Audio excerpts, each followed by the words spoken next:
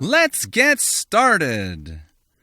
Most students have had the experience of going into a test feeling well prepared. And then, after the test, they feel like they have been run over by a dinosaur. And maybe the dinosaur has jumped up and down on them a few times. Unfortunately, many students discover the hard way that they were not nearly as prepared for a university test as they thought they were.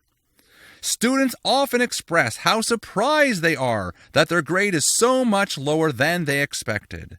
They say that they studied for many, many hours and so do not understand what went wrong. Such situations are made worse by the fact that students are very good scientists. A good scientist looks at the data collected from their repeated experimentation and makes predictions based on that data. Students do the same thing. They have many years of data saying that if they study in a particular way, then they get very good grades. So the natural conclusion when they enter university is if they keep studying the same way, they will keep getting good grades. In their first term, most students will find that their grades will go down by quite a lot compared to their high school grades. But they have many years of data saying that if they study in that way, then they get good grades. Now they have one piece of data where studying in that way did not give a good grade. What does a good scientist do? They think the new data point is an outlier, so they ignore it. So the student keeps studying in the same way.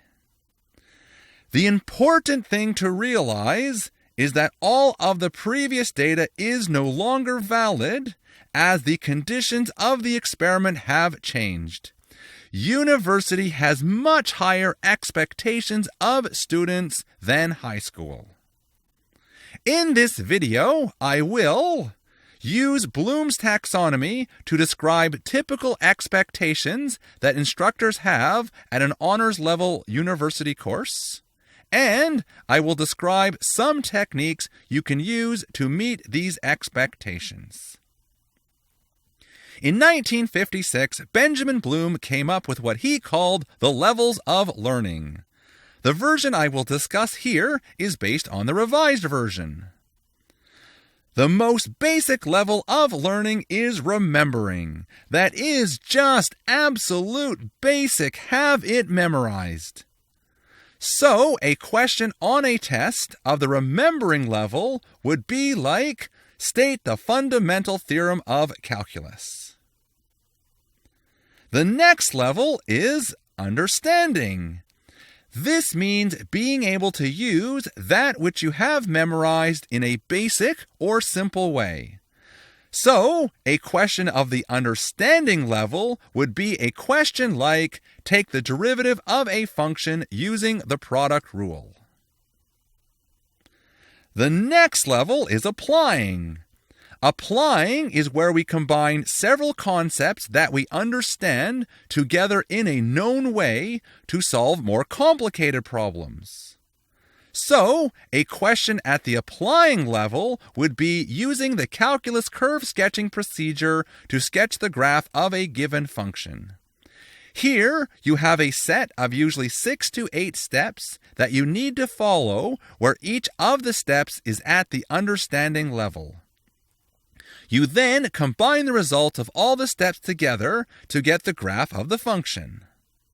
Another example would be to find the derivative of a function that requires a combination of chain rules, product rules, and quotient rules. The next level is analyzing. Questions at the analyzing level are very similar to questions at the applying level. That is, they require you put together several steps from the understanding level and typically use the same or very similar algorithms or techniques. The difference is that at the applying level, you will have seen the problem before, so you should know what technique to use. At the analyzing level, you need to analyze the problem to figure out what known technique to use. For example, an analyzing question would be an integration problem where it takes some thought to determine which method of integration to use. The next level is evaluating. Here, you have to judge the correctness of a statement or argument, or to give your opinion. For example, true or false problems where the answer requires more than just remembering, understanding, or applying. Problems at this level require you have all the levels below it. The top level of Bloom's taxonomy is creating. Creating questions require you to synthesize lots of different content together in a new way. Often, this means you are tying together concepts from multiple sections or chapters. For example, asking you to solve a complex problem that you have never seen before. Of course, problems at this level require you have all the levels below it.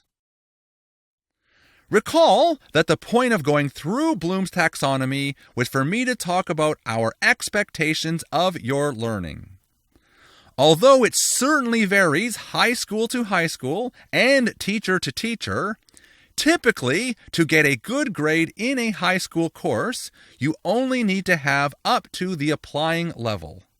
It is not so common for there to be many questions on a high school test that are different from any that the students have seen before. What expectations do we have in a university course? All the levels.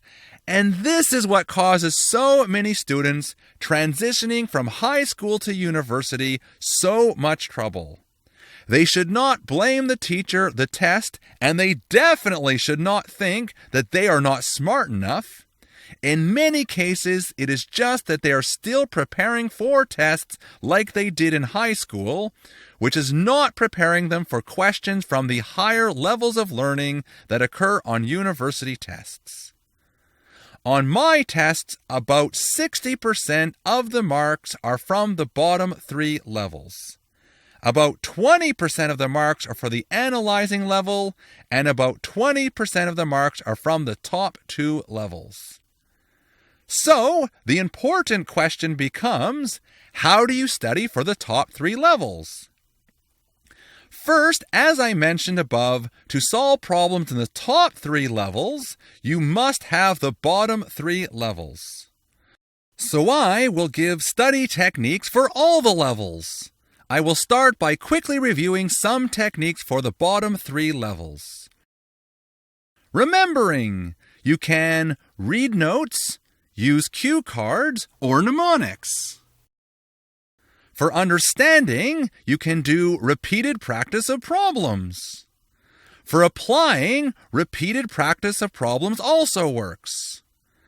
But the higher 3 levels of learning refer to getting a problem that you have never seen before, meaning you will not have had repeated practice of that problem, or any practice of that particular problem. So, how do you prepare for that? Well, you can practice solving problems at the analyzing, evaluating, and creating levels.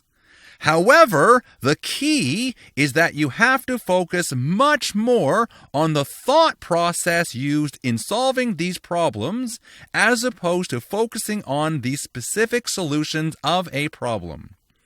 If you get stuck and just read the solution, you are not really learning how to solve problems in these levels. Here are some strategies you can use to improve at solving problems at the higher 3 levels. Once you have solved a problem, try to solve it again using a different method. Compare the methods and try to think about under which conditions one would be more efficient than the other. Or, depending on the type of question, try to find an alternate solution. You can critique solutions created by your peers and have them critique yours. ask yourself questions about the content and try to create your own problems. And one fantastic thing you can do is to create a concept map. That is, really think carefully about how all the concepts in the course are tied together. Probably the best suggestion I have is group work. One effective way to work in a group is to have each person in a group individually try to solve a new problem, and then, as a group, discuss and critique each of the solutions. Have each person in the group explain their understanding of a concept, and then have the others in the group ask questions about it. The two main reasons why group work with your peers is so advantageous is that A, one of the best ways to learn something is to teach it. And B, you are forced to more critically evaluate what your peers are saying than if you heard it from an instructor. To summarize, when studying, think about which level of Bloom's taxonomy each question you are solving is at. Use this to rank your level of Bloom's taxonomy for each concept. Depending on which level of Bloom's taxonomy you are at, think about what study techniques or strategies would be best to get you to the next level. In the next video, called Thinking About Your Thinking, we will discuss the idea of critically evaluating which level of Bloom's taxonomy you are at and carefully evaluating the learning strategies you are using. Thanks for watching!